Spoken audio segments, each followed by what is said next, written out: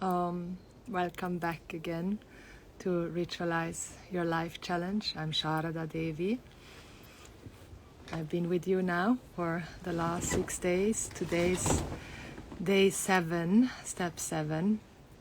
And just taking a moment to welcome you, those that are for the first time here with me. Let me know if it's your first time. Where are you joining from? Where are you located? Always love to hear what brought you here. And those that have been with me now for the last 6 days, like Theo and Katarina, so good that you're here back. And let me know how this ritual is for you, ritualizing your life. We have now come to ritualizing the intake of water. That was the step we learned yesterday. So I'd love to hear from you and any questions that come up, any experiences, any doubts, please share them in the chat. Hola, Linda. So I'm just, as everyone is arriving, chanting to Ganesha, that which removes our obstacles in life. So good to see you as well again. Warm welcome. Welcome.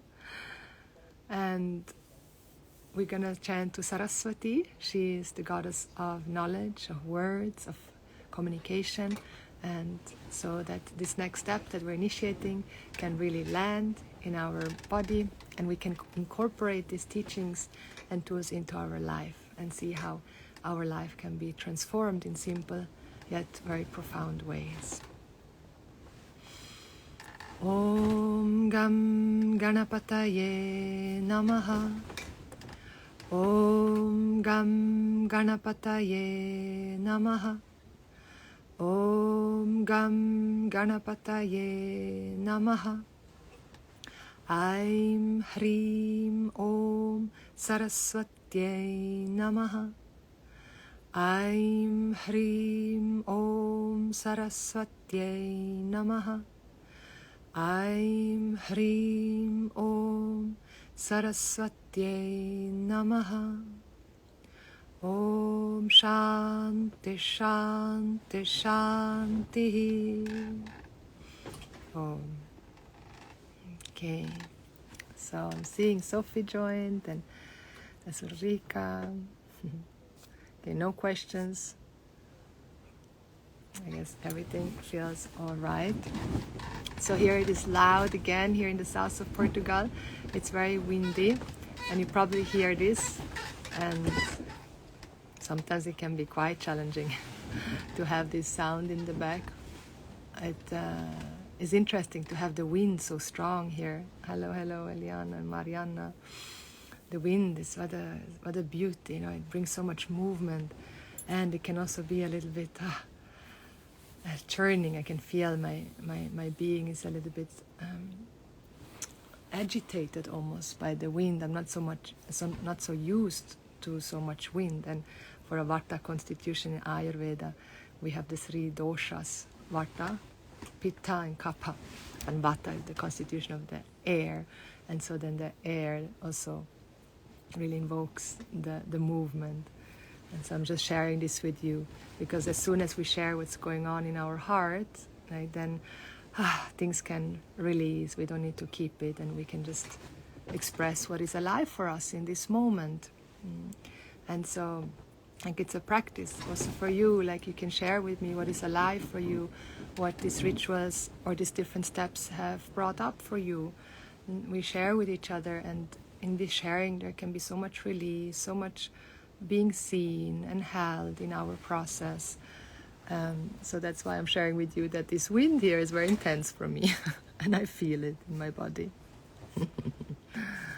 So Sophie, hello from Sweden. Also nice, thank you. I'm coming to Sweden in September for my annual Vedanta retreat. I love Sweden. I have so many Swedish friends and family, spiritual family there. Katarina says, I feel some magic on the air. I think air you mean, or sir, I'm not sure. Ritualize it, help me to really be present during my day. Yes, the air. I feel some magic in the air. Ritualize it, help me to really be present. Yeah, because so quickly we get agitated, something doesn't go the way we want it, and then we react. in that reaction there is a discomfort there, and then after it doesn't feel good in our body when we react to situation. What really happens is we are going away from our in a reaction. We are not really ourselves. That's why we feel so alienated from ourselves when we are in a reaction. That's why we feel so alienated when we are in pain, when we are angry, when we are grieving, because it's not who and what we are. And so all we want is to come back to calmness, coolness, leisure, happiness, really. And so ritualizing like the steps in the morning, because it's that moment in the morning where I set the tone for the day. Setting the tone for the day, bringing in the right attitude for the day, so I can catch myself sooner than later. And most people, we are living by default mechanism. Many people live like a ghost, like everything is unconscious, the actions is unconscious, there's a lethargy there, or like even a mechanical behavior, and life becomes dull, meaningless. And then we go with that dullness, with that meaninglessness into our work, into life outside, into the meeting other people, and we bring that attitude in. And then we carry that all throughout the day. And then maybe we go to happy hour, like 6 o'clock, yay, happy hour, and have alcohol to like escape actually from what we're feeling, and have that moment of happy hour. There's a moment of relief. And then we come back home and I have to go to bed now, and then I have to wake up tomorrow again. And then we look forward the whole week for the weekend. And then we have this weekend, and then the whole weekend we are threading the moment when we wake up again on Monday and have to go to work. And then in extreme cases, and it goes further, like my whole life is like this, like dragging myself and waiting for this 2 weeks of holiday throughout the year, or 4 weeks if I'm lucky. And so to get out of this like dragging myself, mechanical behavior, to take this hour, half an hour, these moments in the morning, to acknowledge what is given, and to ritualize these steps that are so monotonous and repetitive, which we have been doing day in, day out, year after year, and we lost that connection to the simplicity of life. And then nothing in the world ever really satisfies us, no matter how much we accumulate, no matter where we go, no matter what experience we have. We always want more.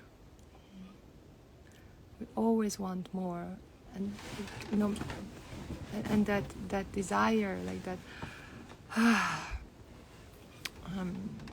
that hunger, it can never be seized, really, with something outside of ourselves.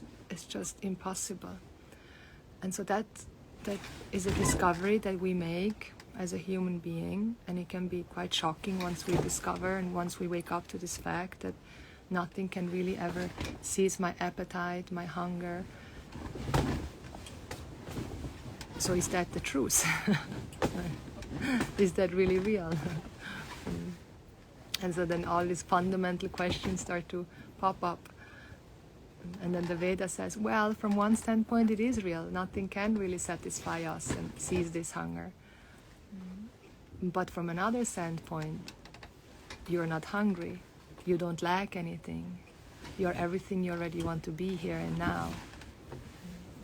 So even a very difficult situation right now, it can turn into the greatest blessing in my life. And so even if I feel myself like trapped in a situation, or don't like my job or the relationship, you can find profound meaning and purpose in that situation, in that challenge. If you go through hell right now, just keep going. Like, you're already in it. No return. You just keep going, and you burn this and start to ritualize your life like we're doing. Coming back to simplicity, and then starting to give up the things, letting go, tyaga buddhi, the things that are not serving us any longer. Like, things have to shed at one point. have to let go to make space, like, for new things to come. So Theo is saying, this week I themed my yoga practices around yesterday's prayer for inner purification. It landed even more fluidly after your unfoldment yesterday. I love to hear that. Ishwar's grace abounds. I met Jagadisha yesterday. Wow. That is wonderful. He's such a wonderful being. A very, very devoted, sweet being. So sweet that you're sharing and bringing these themes into your yoga. That's wonderful. That's exactly the idea of it. To share, right, these gems with each other that are so simple and yet so profound. Simplicity and depths. Prasanna Gambhiryam. Katarina says, new words come to me during these days. New forma of teaching on my classes. Yes, for you as well. Amazing. So for you also new words are coming, new ways of teaching. Like, we don't need to make it so complicated. Everything is so complicated in life. Like, and that's why people are also afraid to learn, are afraid to go into spirituality, are afraid to go into yoga, are afraid to go into these things. So everything has to be so extravagant. And I love extravagance. Like, you can see me dress up and put hats on, and for bringing out the inner magical being. But can we also just be simple? So Ulrika, there is some sadness in me for some days, but I don't know what it is. Thank you for sharing that. Yeah. So when there's sadness, we can just hold it, and we don't need to know actually what it is. Like, sometimes we really need to know, but sometimes we don't need to know. You can just be with the sadness and just let the sadness know, just be here with me. It's okay. You can be sad. Because often there's also that being that has no words. There's things that have happened that are inexplicable. There's not a clear story, but it has happened. There's a memory. And then there's an emotion connected to that memory. And then that is there in our experience, in our body. And we get to be with it. And that's the prasada buddhi, the attitude of, okay, I'm going to be with this sadness. It's okay, you can be here with me. My teacher told me one time he had a depression for 1 year. For 1 year. And he was just with the depression, just being with it. He knew it's going to go, and he was just with it. He just held it. He just was with the depression. He did his chanting every single day, 3 hours of chanting and doing puja, and just let that karma exhaust itself. Because the thing is also, like, we can go and ask why is it there, and you will always find another cause for sadness. You will find always another reason for your anger. Because the emotions are countless, the experiences we've had are countless. And all the emotions are created because of a cause, because of a situation. But in reality, the situation was misinterpreted. The reality of it is that there is no true source of sorrow in this world. The reality is that there is no true source of sorrow in this world. That's what the Gita says. That's what we were studying today in our Gita class. The Gita is the song of the goddess. And Krishna is teaching it. He's teaching the nectar of non-duality. And it's this non-discernment of what is true and what is untrue. Of not seeing things clearly, objectively as they are. We superimpose something onto objects, people that is not there. Like wholeness, like happiness, like security. It does not exist outside of yourself. We all have projected it onto something other than ourselves. So we get sad.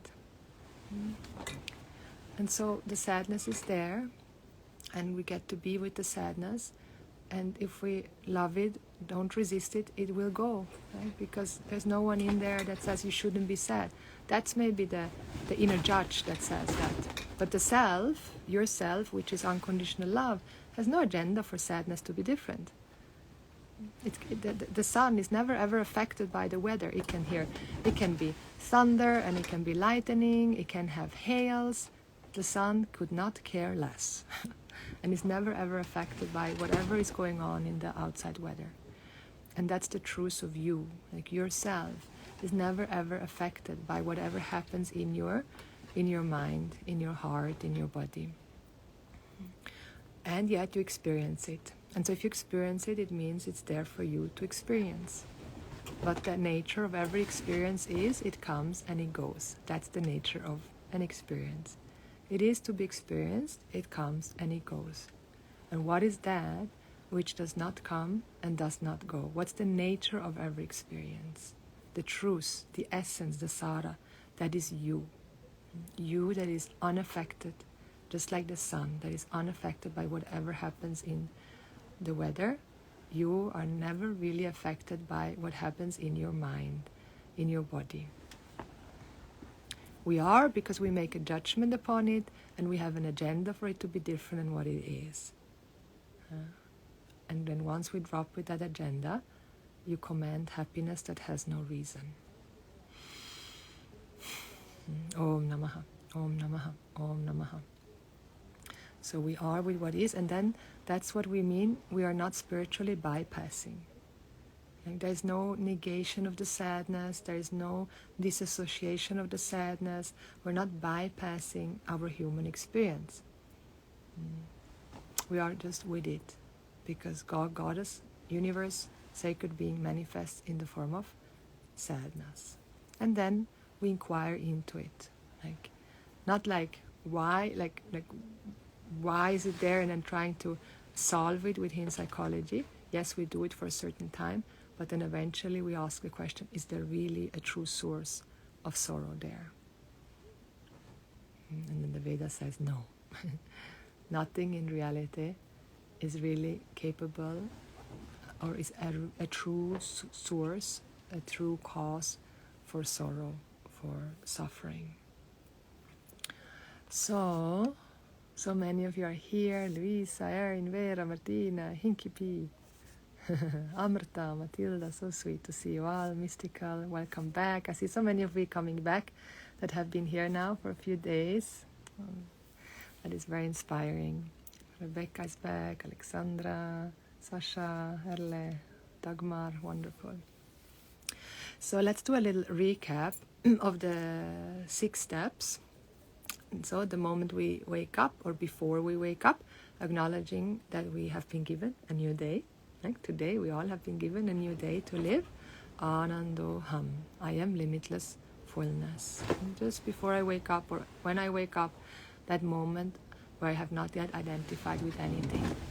Then, yoga kshema iti prana panayoho.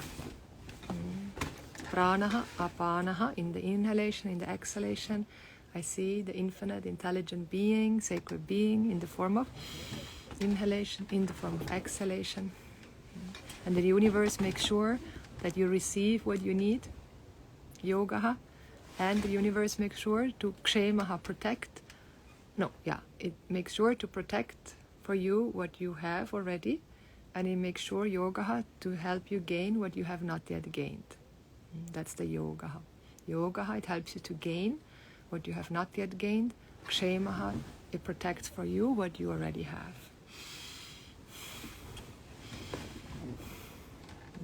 Second step. Then the third step was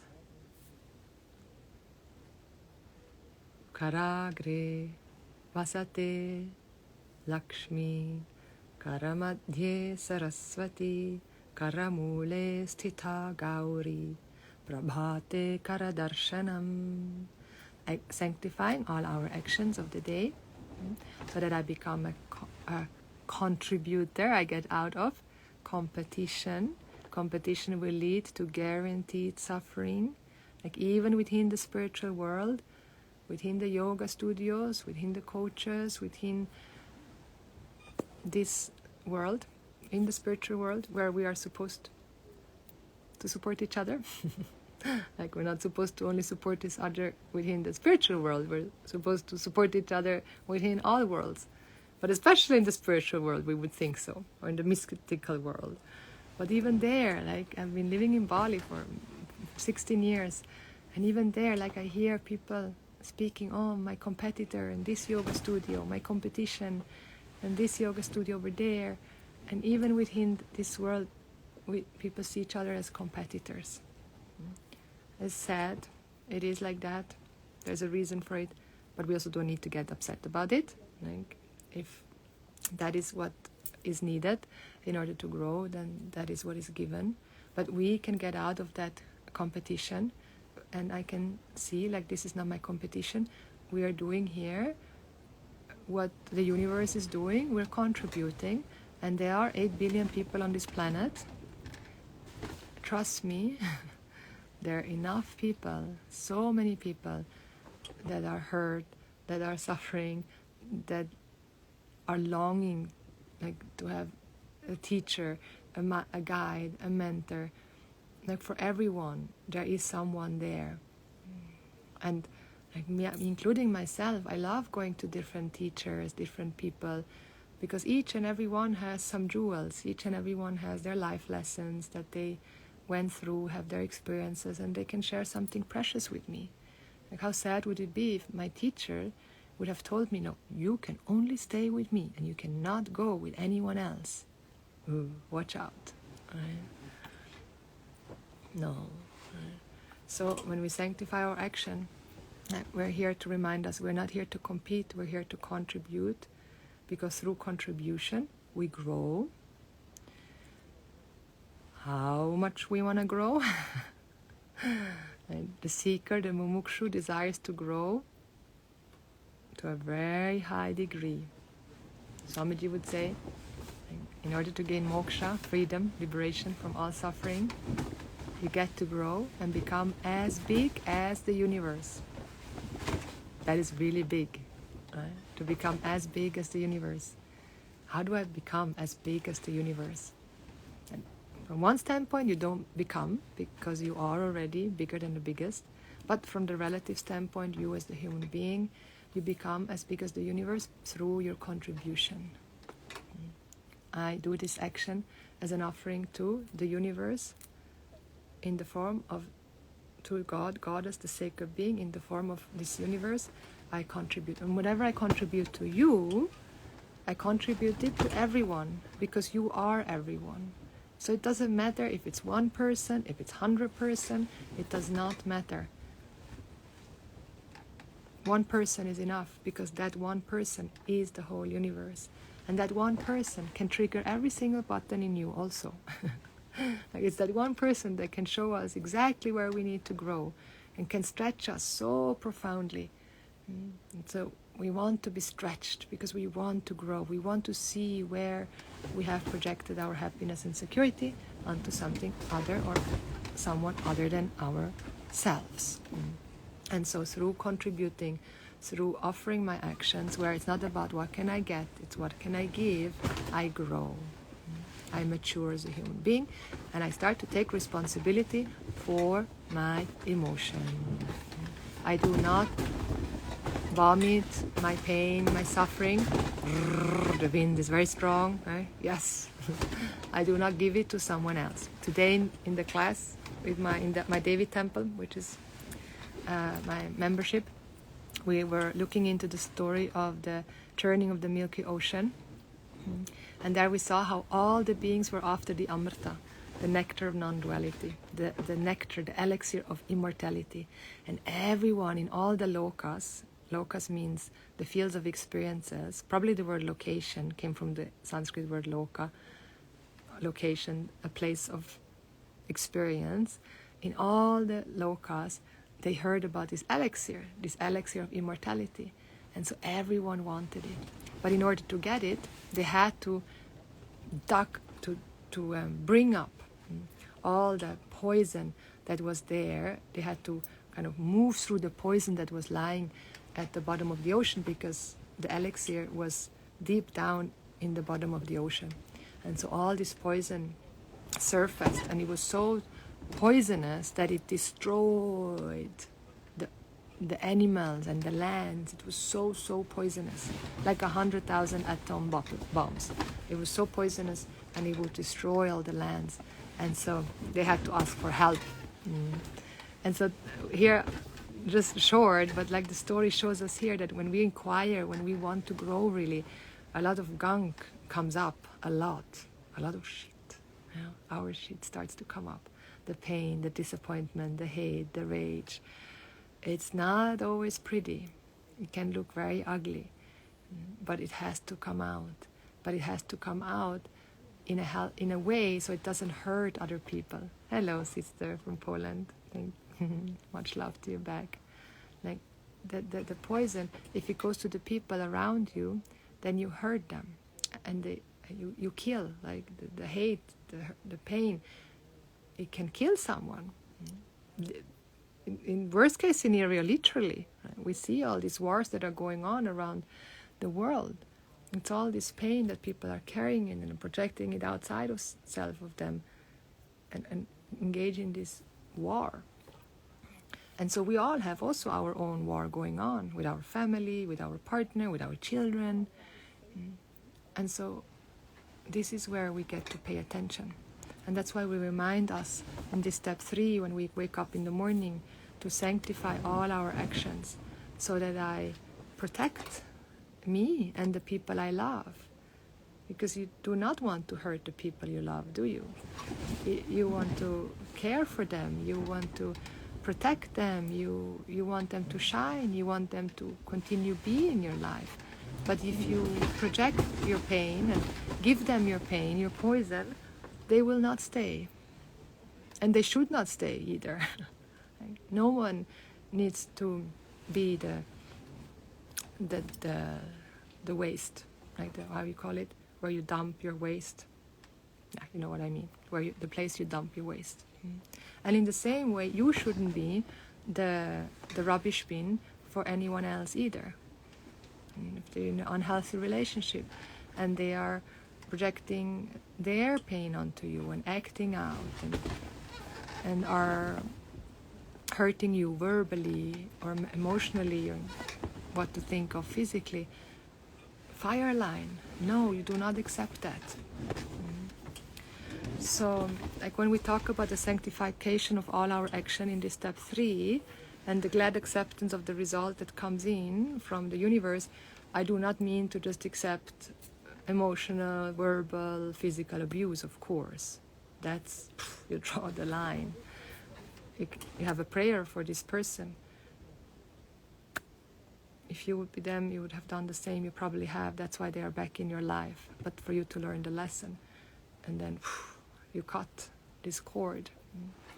But it's for me then to take responsibility for my pain. Like that is coming up, is being revealed due to this situation. So the step 3 is very important. Very, like all of them, but step 3 is really crucial. Because it protects you and everyone around you.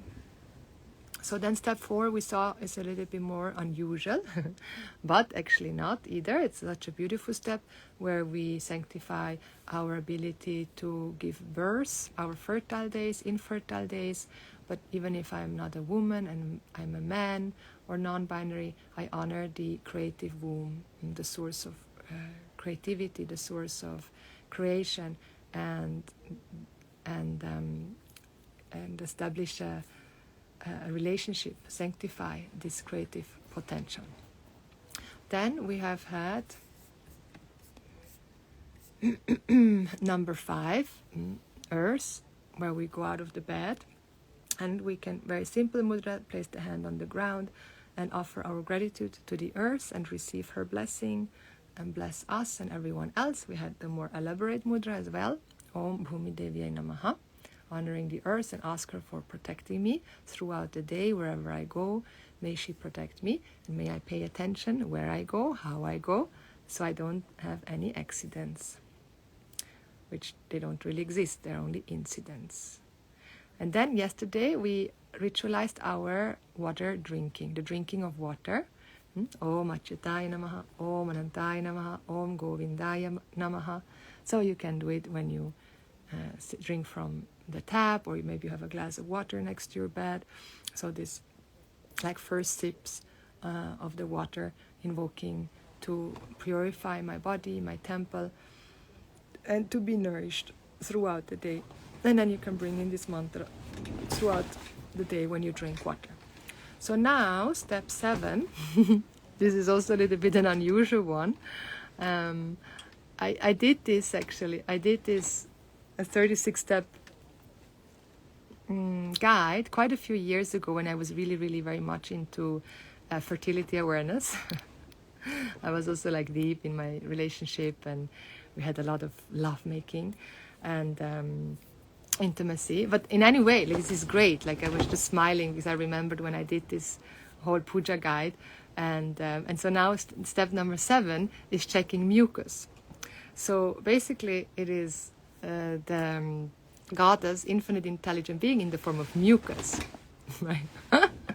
And I actually asked Disa to join me for today, but she couldn't make it.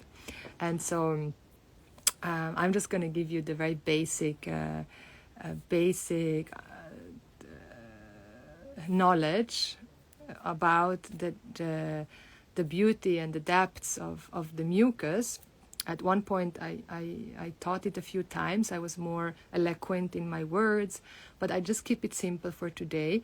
And then I invite you to check out Disa, or there's so many beautiful. I think Sanas is also a maybe fertility coach, and there's so many women that really know in very much detail about the temperature and the mucus, and to learn that if you want to learn that as a woman, as a man, as a non-binary, to know about our 5th vital sign. Like, I forgot her name right now. One beautiful woman calls our 5th vital sign as a woman is our menstruation, like the health of our menstrual cycle.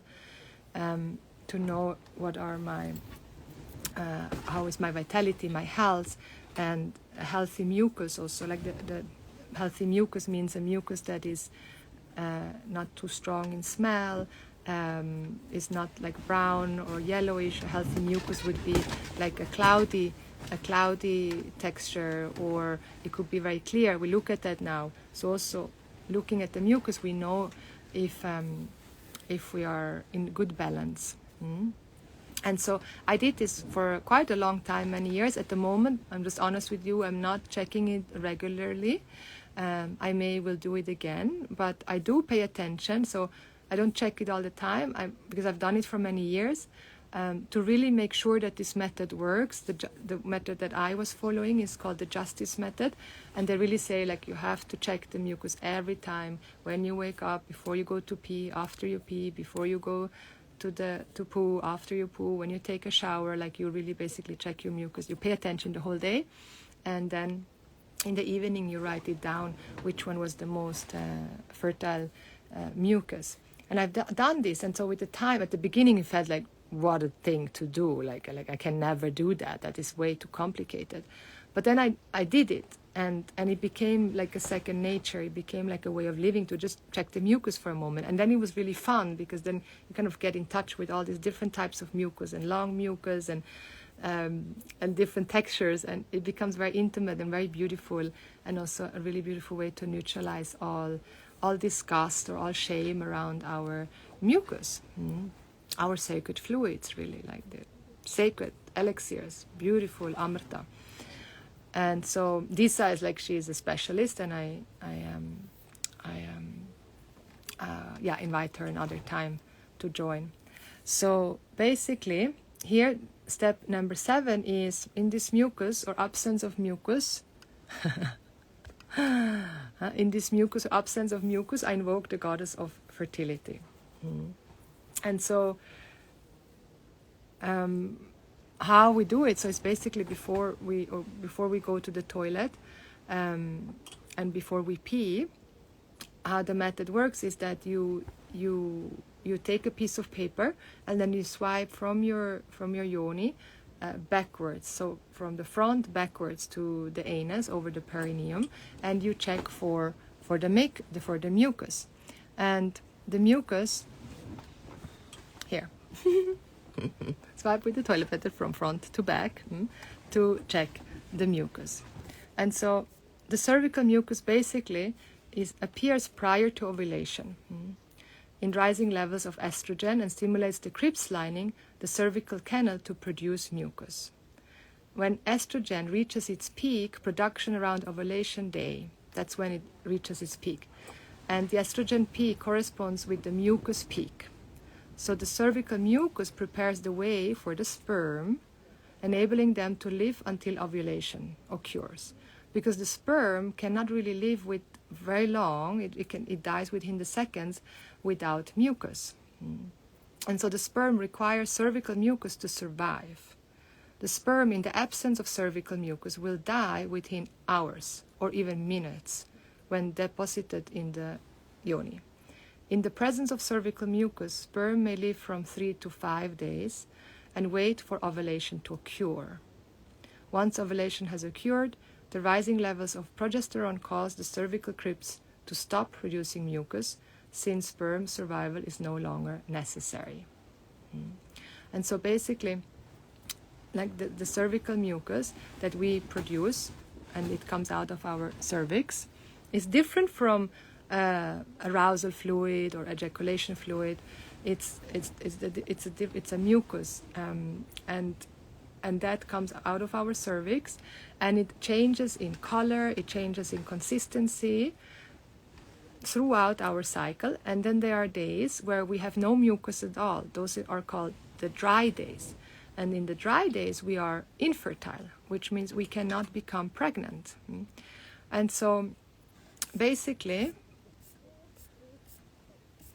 this is now just a general, and this can change from woman to woman. That's why this method really needs to be learned. It needs to be studied with a certified natural fertility awareness holistic coach, trainer, practitioner.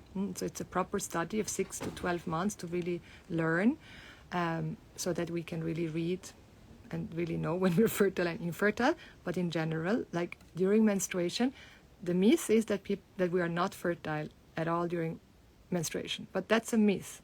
We can get pregnant when we are menstruating. It's less likely, but it is possible.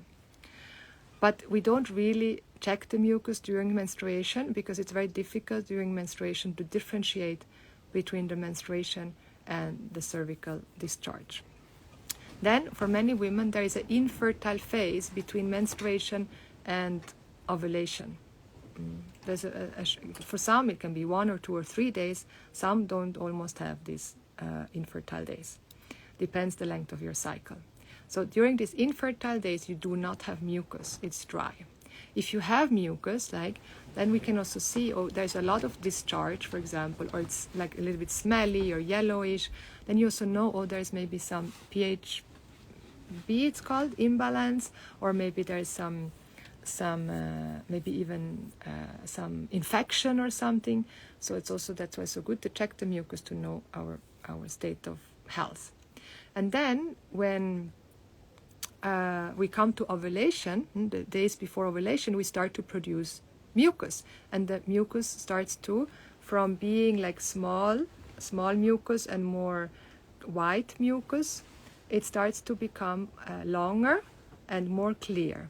And eventually it can become this big, basically. It can become like 2, 3, 4, 5 centimeter mucus. It can be super long. You probably have noticed that. And it becomes very, very clear. So the longer it becomes, the clearer it is in color, the more fertile you are. Up to the point where it's like so wet. Sometimes you notice when you're coming close to ovulation, it's wet. I feel sometimes almost like, wow, have I peed my pants? It's just full lubricative. So we also check for the sensation. Does it feel dry? Does it feel soft? Does it feel lubricative? And so when it's really wet, and here it's not like arousal fluid, it's just your discharge, that means you're highly fertile, like peak days. And so those are the days we want to be extra careful if we do not want to get pregnant, basically. And so then when we ovulate, the egg, the ovum, can only survive up to 24 hours. And then once that phase is over, 24 hours. And after that, I'm not fertile anymore. So the ovum lives between 12 and 24 hours, and if it's not fertilized by a sperm, then that ovum is going to die.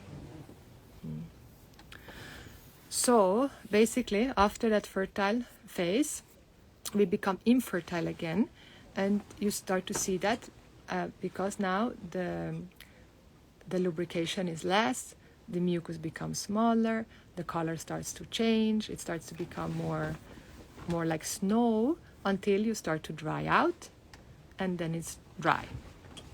Unless you could still have some mucus or discharge because there's some imbalance or some infection or some maybe candida or something. So then that's great to know, and then you can take care with different remedies. And it's up to you to take natural remedies and also look into the emotions that are connected, like often female sexual dysfunction is there because of emotional weight, pain that we haven't processed. So if we look at the emotions, candida is often related to shame, and UTI, urinary tract infection, often related to fear. And so we can look into these emotions and see, are there unprocessed fear, unprocessed shame? That's how I healed my candida, by really inquiring and being with myself and the emotions and the memories and the stories and everything that I have gone through. So that's all part of like the feminine healing, like the reclamation of our femininity. So we do this kind of things, for example, in the Heron's Journey, there we go deep into this wisdom, womb wisdom, and we have our Ayurveda specialist, Elisa. Ayurveda also talks a lot about womb health, and there's so incredibly amazing recipes, natural remedies for healing our womb and our yoni with herbs and yoni steam and all this amazing wisdom and tools we have been given. How can I use this knowledge about mucus when I'm in menopause? Yeah, so as far as I know, but let's ask our expert Disa. I don't really think that you still check the mucus other than like checking your yoni health. But this is a question that has asked before, but I don't remember the answer right now exactly. And if anyone knows, please feel free to answer in the comment, who is a more expert in natural fertility awareness. But like after menopause, then in menopause, you cannot really become pregnant anymore. And we check the mucus mainly to see if we're fertile or infertile. And the other reason to see our health, our yoni health. So maybe that's how you would still use it. But that's a good question to ask our expert, Lisa. I don't want to say something, that is not correct. So basically, like, if you now would not check, then you still maybe still. I mean, in menopause, like this myth also going around that we are all becoming so dry, and that is truth. Like the hormones are changing, and there is some certain time for dryness, but then through lots of yoni massages and yoni steam and different herbal remedies, you definitely can it's very important to lubricate the yoni and let the natural discharge come and bring like that hormonal balance, bring back support the hormonal change that is happening.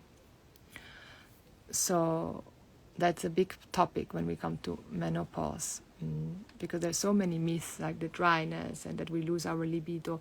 And yes, that is what many women experience, but if we actually prepare ourselves for that phase, it doesn't have to be that we have hot flashes and become depressed and that we lose our libido. I know sisters of mine who have prepared themselves for this phase, and they have become more empowered than ever, and they have more libido than ever, and they did not have any hot flashes. Like, that's why we have these symptoms and look at menopause as a disease, is because we haven't taken care of ourselves properly and have been fed a lot of misinformation. And so taking care now and taking charge of our menstrual cycle then can avoid to a high degree these symptoms that are very uncomfortable and disturbing when we come to menopause, and it can be an empowering initiation rather than a disempowering one. How can we find Disa? I would be interested to learn more. Thank you for this beautiful share. Yeah, so Disa, you find her, I will post her IG in this live that I'm going to post. I forgot right now the name of her Instagram account, but I will post it. Her name is Disa Miner. She has been my teacher in natural fertility awareness, and she's she studied this for many years and is very inspiring. So I will share her contact. Yeah, and there are many natural fertility methods out there now that have appeared. The justice method is one of the first one that has come back. Like, this knowledge has been available to us actually always, but then we've lost it, and now it's coming back. And that justice is from Canada. A woman, her name is Geraldine Matus. She has brought this method to us. Yeah. So basically the mantra that we are using here is the same that we've been using for the temperature. Om parvatyai namaha. Om parvatyai namaha. Om parvatyai namaha. So namaha, my salutation to the great mother Parvati. She is Parvati means actually the daughter of the mountain. And so she is like the daughter of the mountain. Like, she is the one that is, the mountain represents, the center represents Shiva, the masculine. And so she is the daughter, but she's also the consort. That's the story that many people do not want to engage with, the story of incest. But it's very important to actually understand, and when we look at all different spiritual traditions, this story is there. Like, so the lover is not only the wife but also the daughter. So, but there's a lot of unfoldment to it, and I'm not going to go into that today. That's too a big topic. But basically, like in the essence, is basically like the truth is that we are one non-dual being, and from that one non-dual being, this whole universe has come into existence. And so, from one standpoint, we are all related. Like, we're all one big family. We're all mothers and fathers and sisters and brothers to each other, and we're all like reproducing within the different tribes. But then, of course, like, this is an infinite universe with infinite people now and infinite different tribes. And then the further away we are related, we will not have this disformity anymore. But in the story, like in the story of the origin, how this whole universe has come to exist actually and to be, it always started with the incest story in every single spiritual tradition. In the Egyptian tradition, right? In the Indian tradition, in all the traditions. So Parvati, she is the daughter, she's the wife of Shiva, but really introduced as the wife. Like, that's how it goes. But actually the inner meaning of Parvati is the daughter of the mountain. And the daughter of the mountain is she who sits at the bottom of the mountain. It's also Kundalini, Shakti Devi, the snake that is coiled up at the bottom. And then rises as she awakens. She rises and then rises up around the mountain, the center. And that's where we have this sacred play, this sacred dance between Shiva and Shakti. And so in our mucus that we are ritualizing, like us women, and like for the man, it's also beautiful if you're a man and you could be interested. Like, just to know that, wow, your woman has mucus and it has different colors and different sizes and different textures. I mean, to know all of this, it's wonderful, right? To show your interest and be part of that sacred cycle is wonderful. And then in that way you honor, like, the mother. Your mother also has given birth to you, and she has gone through these cycles. So yeah. Om parvatyai namaha. Om parvatyai namaha. Mangalam. So this was the step number 7. Yeah. And so we will see, like, so maybe this one you will do or not do. Maybe there are other steps. I think I try to include really basically everything we do in our life. You will see it as we continue with the steps. But if there's something that you feel like has not been included, then you can tell me and we can ritualize that step. Yeah. Okay. So let's take a moment to honor our time together. Thank you so much for your presence. I can feel you through this screen even. If you have any questions, any comments, any things that come up for you, please share them with me. Share them in this post that I'm gonna post after the live.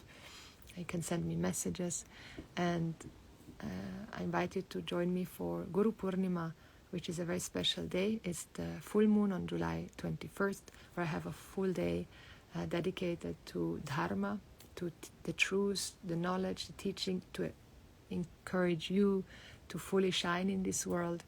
Then there's a mentorship call, and then there is a SEX magic ritual, which is a very deep, sensual ritual to manifest your visions and your dreams. It'd be wonderful to spend that special day with you, July 21st. And you can send me a message. I send you the link, or just go to my website, devischool.info, and you'll find it there.